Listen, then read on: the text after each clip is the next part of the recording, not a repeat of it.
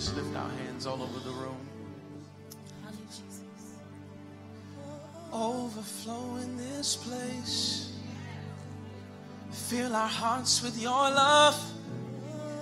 It's your love surrounds us. Oh, you're the reason we came. You're the reason we came. You're the reason we came. You're the reason we came. You're the reason we came. I wish somebody would get it. That he's the reason we came. To encounter your love.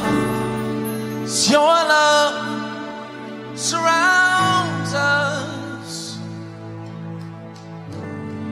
Overflow in this place. Fill our hearts with your love. Your love surrounds us.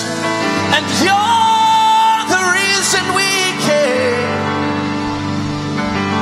I said you're the reason we came. Because no one else can do what you do. You're the reason we came. To encounter your love. Your love surrounds us. Welcome to our sound check tonight.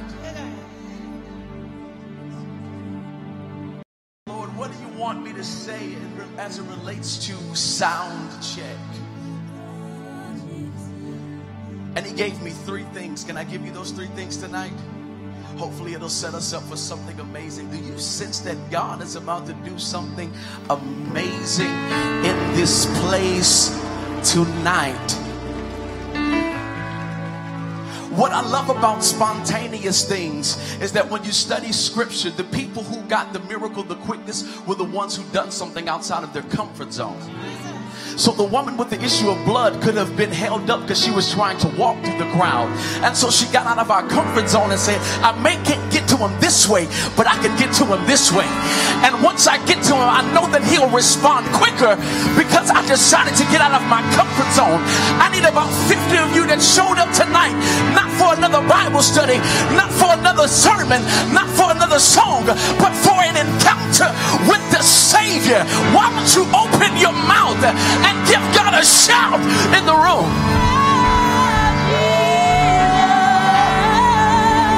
All right. Okay. Sorry.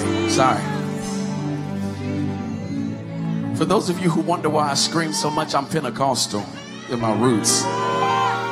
So anything is liable to happen. Let me listen. Judges chapter 20 verse 18. The Israelites went up to Bethel and inquired of God. They said, who of us is to go up first to fight?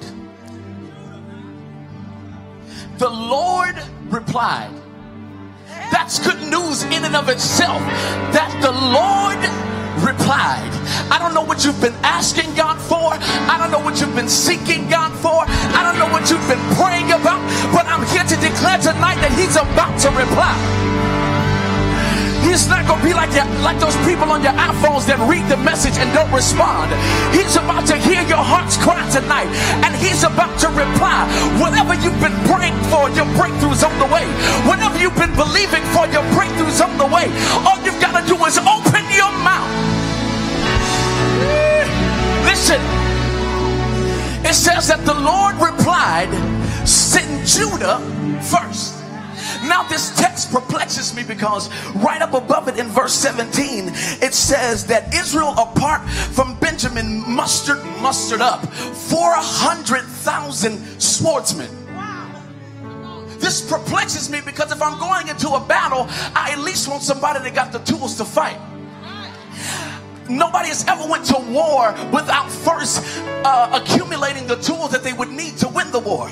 And so God told me, he says, listen, the reason I had him send Judah first is because man makes swords, man makes arrows, and man makes shields. And if I allow you to go in there with what man has made, man would get the glory. He said, but no man made praise. No man made worship. And if I sit you in there with my worship, only I can get the glory. Can somebody open your mouth in this room and give God the glory right in the middle of your battle? Hold up. That's not all. That's not all. See, if you go in there with your swords and your shield and your bow and arrows, you're relying on your own strength to show up. You're relying on your own tactics to show up. But scripture says that he inhabits the praises of his people. What does that mean? He lives there. And whenever we praise, whenever we open up our mouth, we're not relying on our strength to show up. When we praise, God shows up.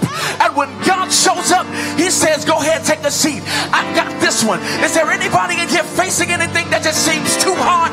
Give God praise in this room on the corner of 9800 Club Creek. Open your mouth and give God glory.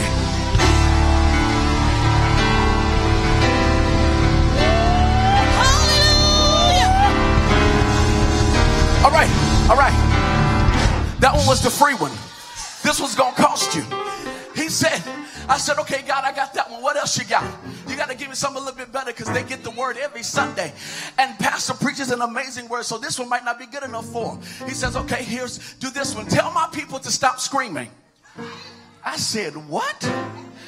You must want Pastor Jay to never invite me up to speak again. He says, I got you, don't worry. He says, tell my people to stop screaming and start shouting. I said, I rode the short bus to Bible study tonight, so you gotta help me out with this one. Normally, when you scream, it's because you're reacting to something. But when you shout, it's because you're declaring to something. I feel glory in here now. Listen. A lot of you have been going through the same things over and over, year after year, because you've been screaming at your problems.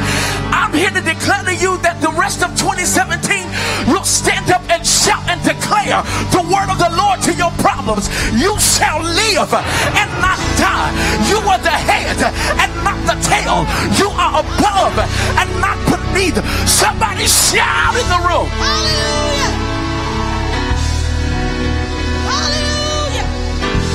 Okay, maybe y'all are like, that was cute, Kels. That was a cute little revelation, but it ain't Bible though. You ain't find it in scripture though. But I did. See, when he told them to go to the wall of Jericho, he didn't say scream at the wall. He said to shout at the wall, and that wall will come down. I don't know whatever wall you've been dealing with tonight, but you've been screaming at it and it hasn't budged. You've been crying and it hasn't budged. You've been clapping and it hasn't moved. You've been praying and it hasn't moved. But tonight, when you shout, I declare that wall is coming down. Walls of racism, walls of poverty. You to lose your mind and open up your mouth and shout. I feel the glory of God coming in this room. I said shout.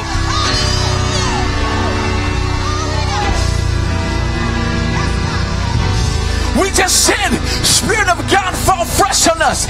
And he's falling in here tonight. Why don't you lift your hands and receive what God has for you tonight?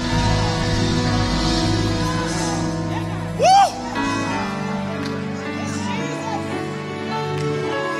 Last thing. The difference between a dead person and an alive person is sound. Sound. The way you know people are alive when they're asleep is because half of y'all snore like lions. So I don't have to wonder whether you're alive, because when I walk in the room, I hear the sound. Woo. Woo. Woo. I said I hear the sound. And the enemy thought he killed you in your situation because you got to church and got quiet. The enemy thought he destroyed you because you got to worship and your mouth was closed. But Do I have anybody in here that just wants to give the devil a black eye and show that you didn't do nothing? I'm showing up and God's about to show out. Why don't you open up your mouth and let out a sound in the room? Where's the church that's alive? Where's the church that's breathing? We're not quiet. We're not quiet. We're not going to stand by and let you open up our mouth and shout the Lord. We've got resurrection power. Y'all believe it? I said we've got resurrection power. Y'all believe it?